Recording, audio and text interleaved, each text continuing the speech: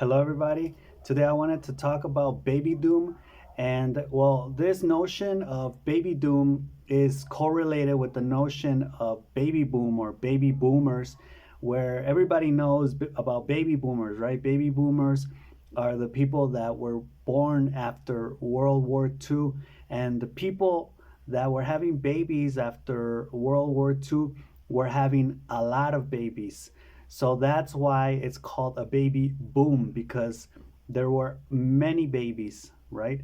And I think this affected the decades afterwards, especially maybe in the 80s and the 90s, because you can kind of say in the 80s and the 90s, things were pretty chill, right? Like the 90s saw a decline in crime, right? For example, in New York, and things were pretty cool. I mean, you had the hippie movement in the 60s and the 70s, but the 80s and 90s, which would have been the age in which where the boomers or the baby boomers that were born in after World War II were about what 30, 40 years old.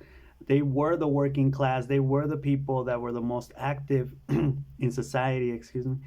And I think this is when the people really in society, everybody in general started to benefit from this. So they benefited because you had a lot of people, right? Because thanks to the baby boom.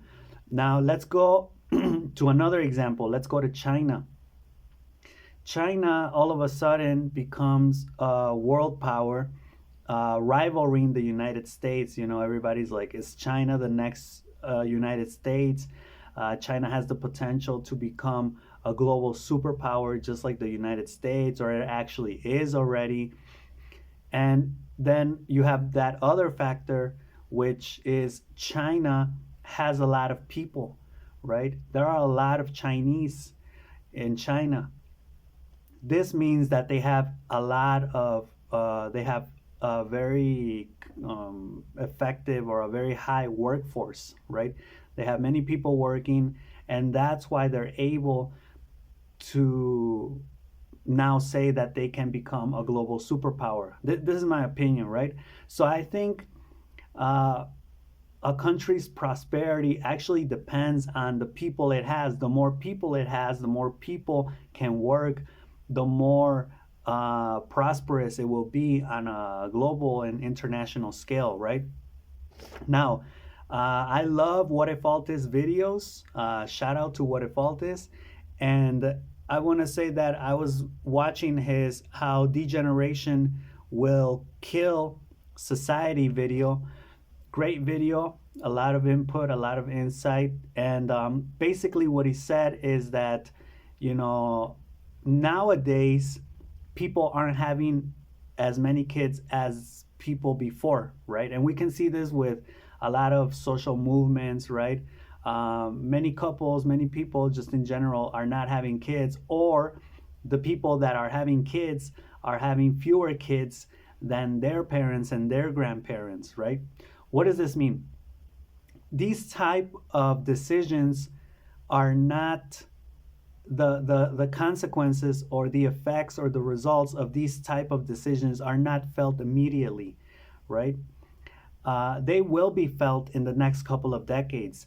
Like, let's go with China's one child policy, which was maybe it was enacted, it was carried out about 20 years ago, more or less, give and take. When it started, people didn't really see the effects, but they will start to see the effects. Decisions like, I'm not going to have kids, or I'm going to have fewer kids, ultimately are going to affect in the upcoming decades, right? Now, what does this mean? If there aren't a lot of babies being born, this means that in the future, there aren't going to be a lot of people. Workforce isn't going to be as high as it was, let's say, in the last 50 years. And countries aren't going to be as prosperous, right? This is an idea that I have, but it could be that I'm wrong. But let's just look at, for example, the services, right? The services, I think, could have an impact in the future. Just imagine in like 20, 30 years, you need something, you need a service, you need someone to provide you with a service, and there just aren't people, right? Even now, you can look around your city, and there are a lot of places that are hiring, right? Why is that? Because there aren't people. Besides the fact that people don't like to work, shortage of people, shortage of population will actually mean that there won't be as many people doing things, and the country is going to take a hit, right? With prosperity. So, I was watching this video also on Biden's Inflation Reduction Act, and it's kind of interesting because there's a lot of terminology. It's like a 1 hour video explaining what it is, but the bottom line is that the United States, just like many other first world countries, have always outsourced their work, right? They outsource to another country, that like China or India or whatever, that has a cheaper labor workforce, or a cheaper labor force, and then they re-import, or they import their material, right, at a cheaper price. So the Inflation Reduction Act is basically taking that away. It's basically the United States saying, no, we're not going to invest abroad anymore. We're not going to outsource. We're going to try to do everything within the country, right?